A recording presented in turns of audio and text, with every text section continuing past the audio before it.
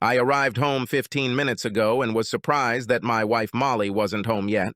She stayed late at work several times a week, but was still usually ahead of me at home and had dinner ready by the time I walked in the door. I grabbed a beer and was about to call her about dinner plans when she beat me to it. My cell phone rang. "Hello, dear. Are you still at work?" "Yes, Jack, but we're leaving now. I have a surprise for you that I think you will like, at least I hope you will. I'll definitely like this. We need to talk when I get home, so please be there and ready to talk when I arrive. I'll be home in 20 minutes. Should I start dinner or run and buy something?" "No, Jack. We won't have time for that tonight. Maybe later. But Jack, just remember that I love you, and only you, and I can't wait to see you. I love you too, and will be waiting for you with open arms." 20 minutes later, my wife Molly came in, and I immediately thought she looked a little rumpled. Her clothes were wrinkled, her stockings were missing, and her makeup and hair were a little disheveled. "Wow, you must have had a rough day, Molly. You look kind of disheveled. What's the matter?" Molly quickly came up to me, hugged me, and, looking into my eyes, whispered, "Jack, you know that I love you so much, and I know that you love me and would do anything for me. Right? Of course, Molly, I might not kill for you, but I would do almost everything else. So what happened? I can't wait to hear what predicament you're in this time." "Nothing like that, Jack. Just let me talk. And when I'm done, you can ask me questions. You know how you pretty much let me make almost all of our decisions, and you're so kind and loving to me that you let me do almost anything I want. Well, over the past few weeks, I've been telling my boss, Ralph, about our relationship, and he has a few ideas that I think make sense. He made me read some stories about submissive men who like to be dominated by their women, and how it really helps make their relationship work. I have to admit, Jack, that these stories were very erotic and really excited my fantasies. Molly, yes, I am kind to you, and allow you to do your own thing regarding any decisions that are not life-changing or critical, but if you remember, in matters such as what house we will buy, what cars we will buy, how we invest our money, and major financial decisions are up to me. But I admit that I like to let you make decisions about things that are important to you, things that make you happy, like vacations, what movies to watch, what restaurant to go to, even what clothes I should wear. But I don't think that makes me submissive. I just love you and want you to be happy. My dad told me that the secret to a happy, stress-free marriage is to not worry about the little things. He then reminded me that almost everything is small and life should be lived as positively and happily as possible. Okay, Jack, but I still think my boss was right when I compared you to him. He is domineering, powerful, and takes what he wants. People bow to his strong personality and do what he decides, not the other way around. He explained to me that he is an alpha male, dominant, and at the top of the hierarchy, while people like you, although loving and sweet, are more of a beta male and like to be dominated and subjugated. They may not know it yet, but they have this quality, and it is waiting to come out. Well, I think this is some third-degree pop psychology bullshit, and I completely disagree. But what are you getting at? When I said this, I saw some guilt, and the confidence with which she spoke faded a little. Jack, my boss told me that he's going to dominate me in bed and have me like I've never had before. He has his buddy's big size, and he brags that he knows how to use it, and he's been making me feel it in his office for the last few weeks. And I have to say it's huge. I know it was wrong, and I probably crossed a line that a young married wife should avoid, but it really turned me on, and for the past few weeks, I've been having fantasies about him seducing me in the office. He explained to me that you would probably really like me being close to him, that you, being submissive, might even want to watch, and if not, then in any case, you and I will have the most incredible sex of our lives when I return to you after I have dirty fucking sex with him. I looked at her, expecting a climax, but suddenly I realized that she was serious. What the fuck, Molly? You've got to be kidding me. How could you think that I would put up with this? Jack, I know that you love me, and I know that you want me to be happy. I am convinced that this will take our love and our sex life to a whole new level. Molly, are you telling me that you had sex with your boss? Why the hell were you doing that, Molly? Oh no, Jack. I would never cheat on you. Bullshit. You already did it. You had intimate conversations with Ralph and you already told me that you touched his boyfriend. Did he fuck you?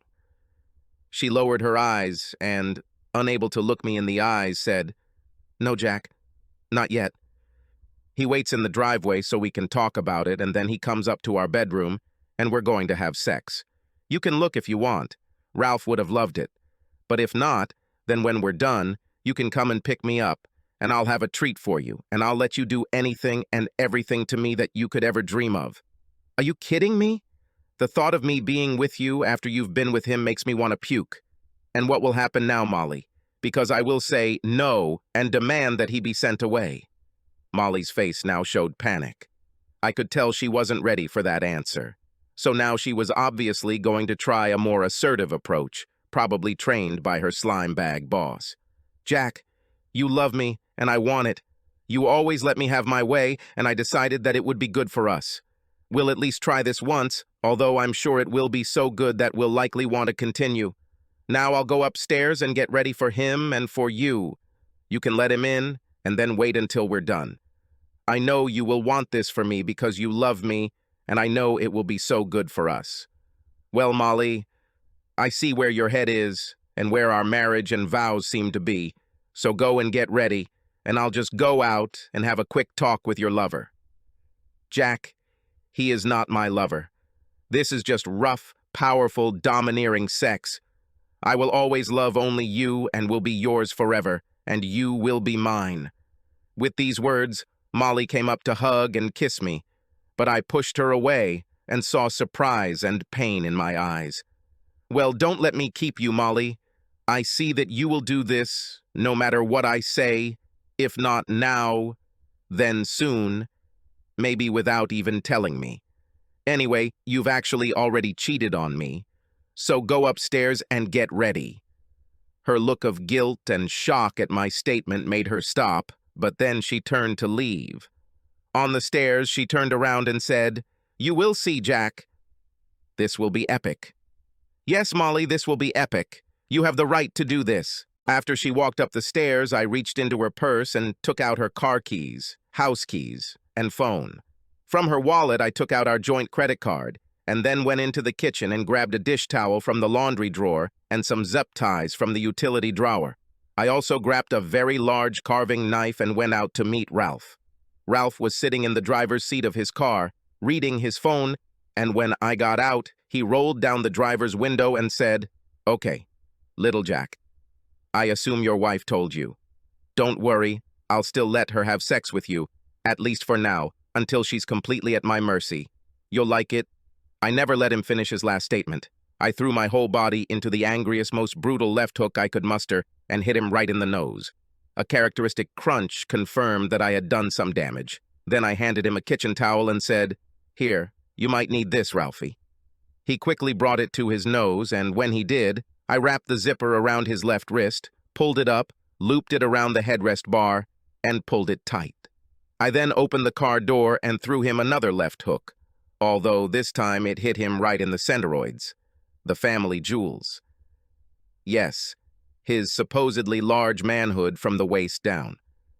He leaned forward in the seat, curled up as much as he could, with the zipper on his left wrist tied to the headrest, his right hand gripping the steering wheel and screaming in pain. I immediately took the opportunity to zipper his right hand to the steering wheel.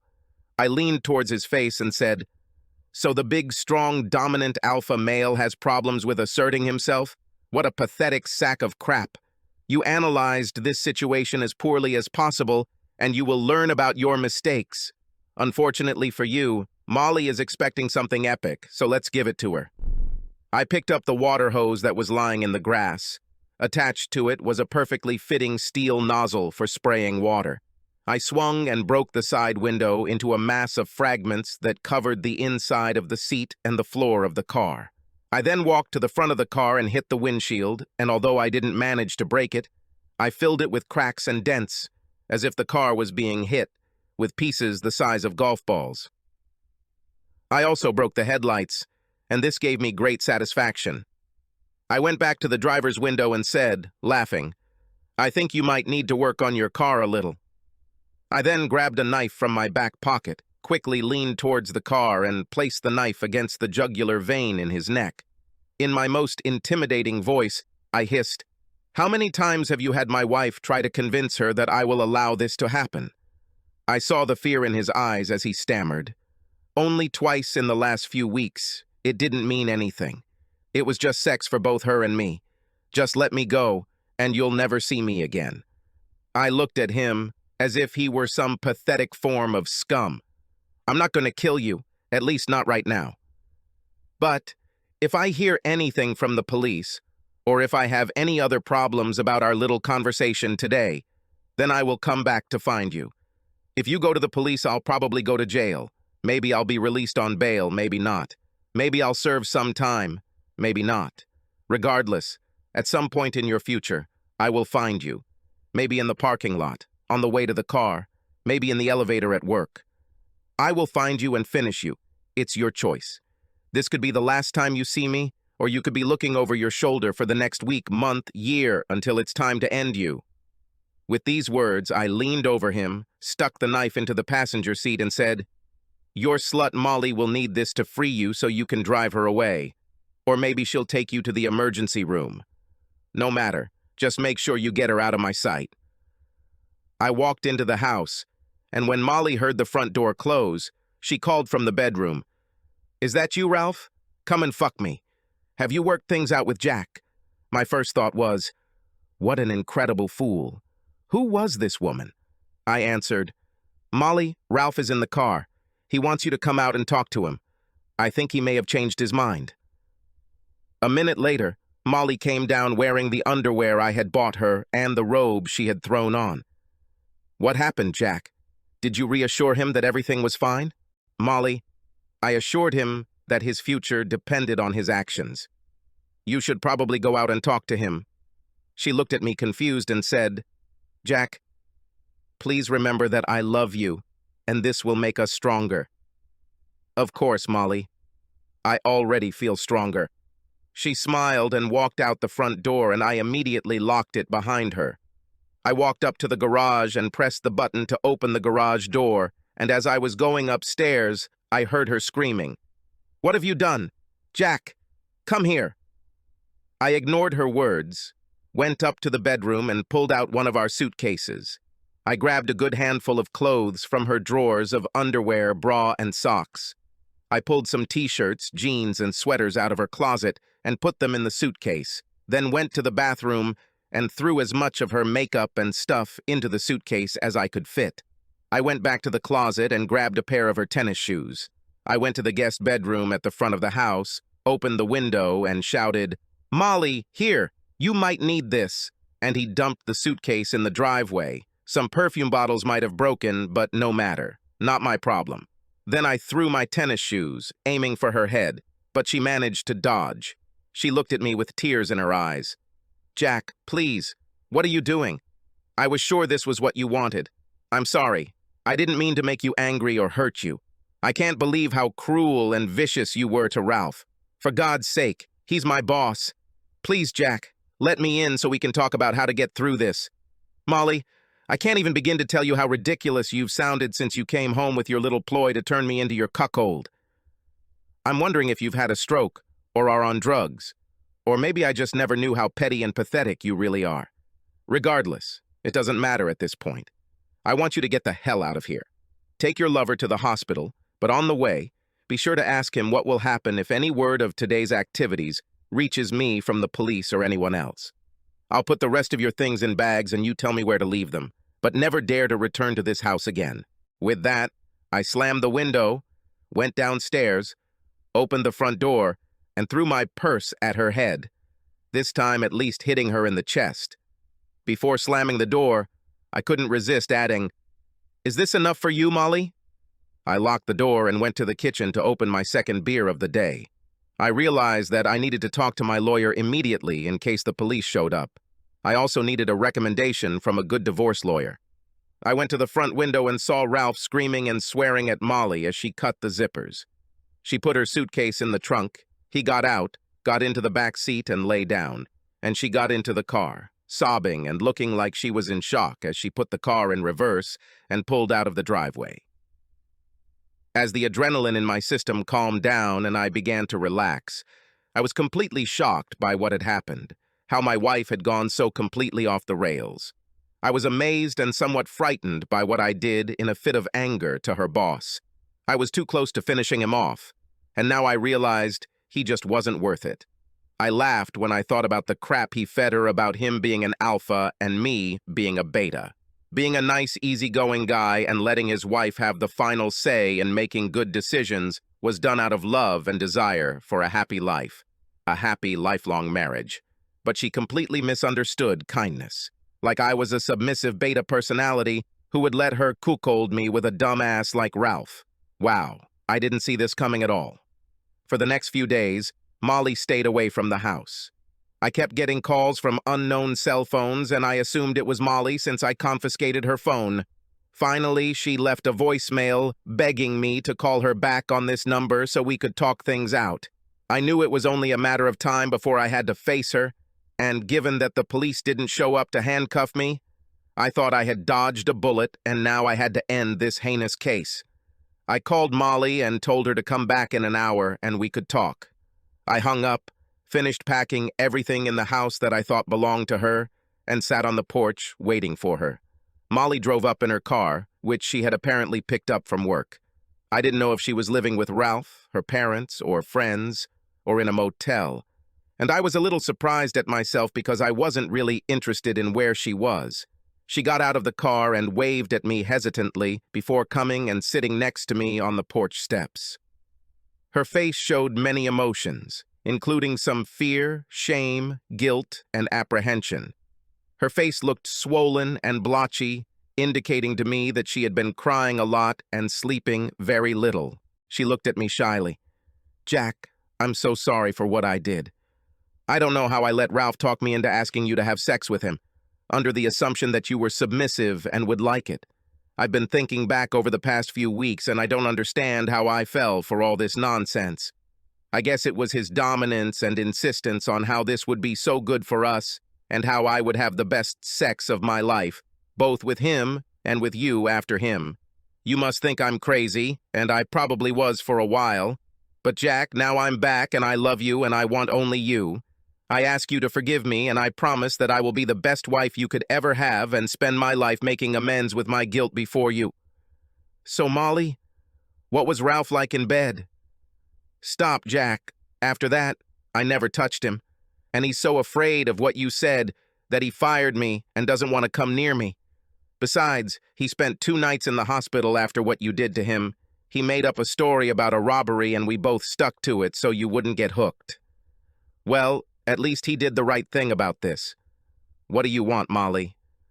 "Jack, I want you. I want to come home and be your wife for the rest of our days. I want you to forgive me. I will do everything to make amends to you. We can get through this and be better than ever, Jack. I've decided that you're the only one I can ever love, and I need you to forgive me. What do you say, Jack? Can I please come home?" "Molly, I thought a lot, and this is what I decided. You and I have been in love for 2 years and married for 3. Now, after just 5 years, you're obviously already bored with our life, or at least our sex life, and are looking for more. You may think you love me, and maybe you do, but I'm damn sure you don't respect me. You would never think of me as some submissive beta male who would willingly let you fuck his boss and make me clean up after him. If you actually had any idea about what love or respect is. Besides, Molly, you really cheated on me. Ralph said that you had sex with him at least a few times in the previous weeks while he talked you into this alpha-beta male nonsense. Your lust has surpassed your vows and the promises you made to me, and this is only 5 years later. What will happen in 7, 10, 15, or 20 years? How many times will you get bored and break those vows? Jack, I will never do this to you. You've already done it, Molly, so don't say never. No, I thought about it a lot. We don't have kids, we don't have much savings, and our only real asset is our house, which has very little equity. I've decided, Molly, that the risk of staying with you is much greater than the benefit of it. I am convinced that it is only a matter of time before you justify your affair to yourself, and given the unfortunate experience with Ralph, next time you will simply go behind my back. I don't trust you anymore, and what's worse is that I've lost respect for you. I can't be with someone who doesn't respect me and who I no longer respect.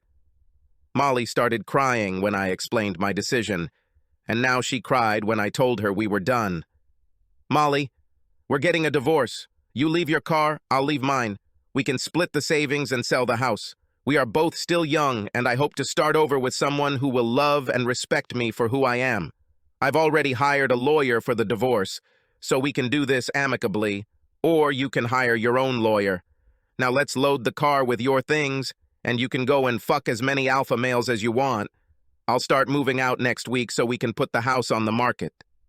No, Jack, no, you must forgive me. I need you. I love you. I really respect you. It was just a mistake that I was dragged into. You must forgive me. Molly, I'm sorry. I said everything. Now it's time to move on with life. And if our paths cross in the future, let's just deign to say hello, but continue to walk by. And I hope that you find what you need.